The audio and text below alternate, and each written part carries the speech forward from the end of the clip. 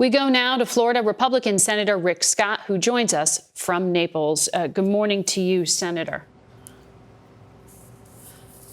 Good morning. It's really tough down here. It's an unbelievable loss of life, and we still have people that they hope are alive that they're still trying to rescue. So please pray for each one of those. We will. And I know that when you were governor of Florida, there were 4 hurricanes on your watch. Governor DeSantis has said what is happening now is biblical.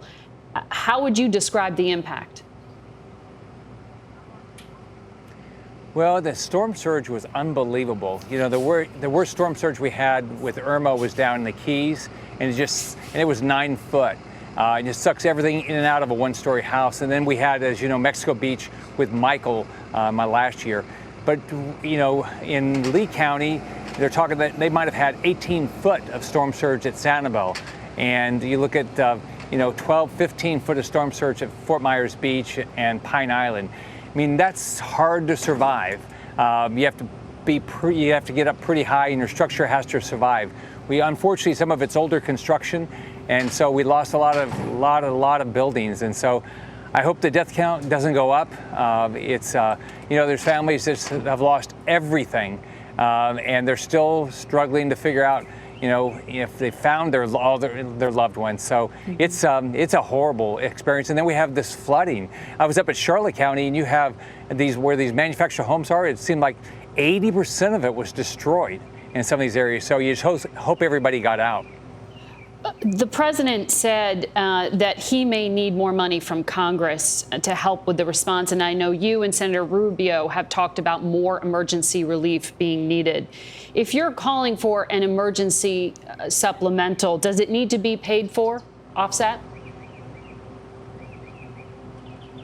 Well, I've supported disaster relief. And look, everything you do, you'd love it to be paid for.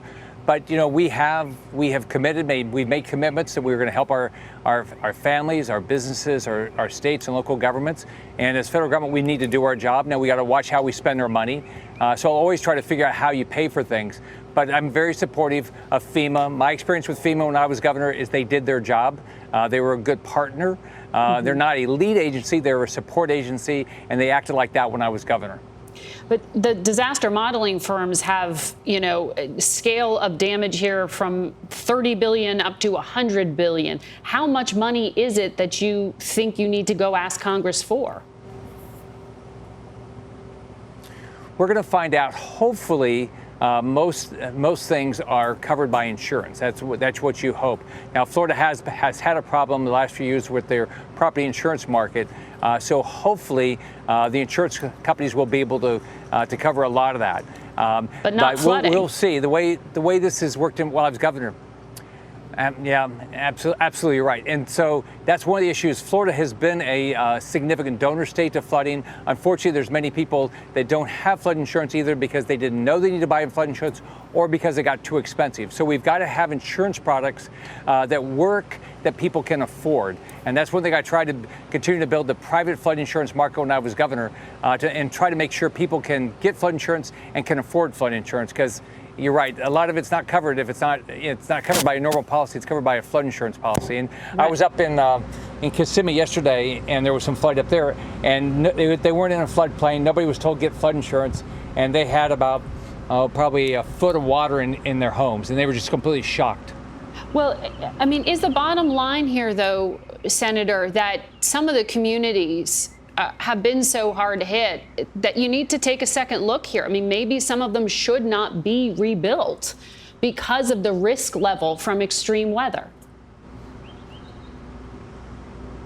What I think you have to look at should you build in places? I believe these places are places where people want to live. They're beautiful places. So what you really have to do is you have to say, I'm going to build, but I'm going to do it safely. After Andrew in 1992, the state completely changed its building codes, which has dramatically reduced the risk of damage. While I was governor, we improved our building codes, and I think after this, we're going to learn that we're going to, have to continue to improve our building codes, and we also have to invest. We have to invest in issues such as sea level rise and things like that, flood mitigation programs, which I did as governor, and we're going to have to continue to do that. And you think that comes from the state? Because Congress recently did vote to allocate over $3 billion to NOAA. And it will help assist coastal states to prepare for extreme weather. I know you didn't vote for it, but there was other funding in bills recently you voted against that was described as climate focused. Do you think there needs to be more federal spending now on these particular items to shore up coastal communities? I've supported issues that, funding for things like sea level rise and flood mitigation, things like that. But here's what happens in the Senate. Schumer puts these projects on some gigantic spending bill, which I don't support. I know that this unbelievable spending that's going on by the Democrats is causing inflation. That's hurting our poorest families. So let's do these bills individually, and I will be very supportive of doing logical things to deal with the resiliency and things like this. We are 30-odd days away from these midterm elections. What happens to the people in Florida? Will they be able to go and vote at polls if they are displaced? Well, we need to make sure this is done by our supervisor elections at the county level, but we need to make sure people have the ability to vote. And I know I dealt with this in 2018 when we had Michael hit the Panama City, the Mexico Beach, Panama City area, and we made sure we worked with our supervisor elections that people did have the ability to get out and vote.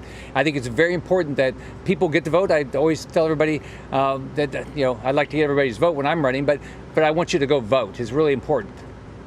So you don't see an impact there, but it's something we'll continue to track. You have said you should, Margaret. I think they'll do it. I think the supervisor elections will have a big focus on this. Okay. So I'm optimistic that this will work out. I want to quickly ask you, because you have the largest population of Puerto Ricans outside of the island in your state, and you've called for more help there. They were just hit on that island by Hurricane Fiona. President Biden said we owe Puerto Rico a hell of a lot more than they've already gotten. He said that last night. How do you prioritize where to respond when your home state has so much need as well? Well, I try to do everything I can to help Puerto Rico. I opened up relief centers after Maria hit. I think that was in 2017. We had over, 400,000 Puerto Ricans come to our state. We've got, Puerto Rico is part of our great country. We've got to do everything we can to help them. They've been treated like a territory often and not gotten the same support. And I think we've got to do everything we can to help them. And I'm going to fight to make sure Puerto Ricans get help. I was planning on going there last week before we saw the problems with Ian coming along. Florida, so I'll continue to be supportive of Puerto Rico. I think you can do all the above. You just have to do it in a manner that you don't waste money. Senator, before I let you go, I do have a bigger picture question because, disasters are a time when people can come together, and our country is so incredibly divided. I know you know that. Over this weekend, we heard some pretty disturbing rhetoric from the former president who tweeted that Senator McConnell has a death wish. He said some racist things about his wife, the former cabinet secretary, Elaine Chao. Last night at his rally, Georgia Congresswoman Marjorie Taylor Greene made a false claim that Democrats want Republicans dead and they have, quote, already started the killings. Given the level of security threat right now, would you rebuke those comments? Well, I think what we got to do is we got to bring everybody together. I would also say that what Vice President Harris said yesterday, or day before yesterday, that if you have a different skin color, you're going to get relief faster. That's not what the Vice President said. So I think what we've got to do. That's not what the Vice President said. She talked about equity and the problem within FEMA. But I'm specifically asking you about Marjorie Taylor Greene and President Trump. Wait, Margaret, let's make sure. FEMA has to be colorblind. FEMA has to provide support to everybody. Now, here's what I'll tell you. I believe that we've got to do. President Trump has talked about this unbelievable spending that's causing inflation hurting the poorest families. I grew up in a poor family. I watched inflation hurt my mom. We've got to watch how we spend this money. I know, sir. So you're talking about substance, and I would love to talk to you about that. But what I quoted you was a phrase saying McConnell has a death wish. He said racist things about Elaine Chao. And then they have already started the killings. I mean, that's not a policy dispute, Senator. The language is what I'm talking about. Isn't that dangerous? I think we all have to figure out how do we start bringing people together and have a common goal to give every American the opportunity to get a great job, their kids to have an education they believe they can be anything, and make sure everybody lives in a safe community. That's what I do every day, and I've tried to bring people together to do that. And you would agree that that language doesn't bring people together? I believe what President Trump was talking about is the fact that we can't keep spending money. We're going to hurt our poorest families the most with this reckless Democrat spending, and we got to stop it. We can't cave into their spending. Okay, that's not what the former president said. And Coco Chow was the phrase he used to refer to a former cabinet secretary, Elaine Chao. He likes he gives people nicknames. I'm sure he has a nickname for me. All right. So you can ask him what he means by his nicknames. What I want to make sure is what I can do. I can try my best to bring people together, and I'm going to try to bring people together. Okay. But I know, Senator, you know that Democrats have not already started the killings of Republicans, as Marjorie Taylor Greene has said. I didn't see what she said, but it's also not helpful what the vice president says when she thinks that FEMA is going to treat people differently based on their skin color.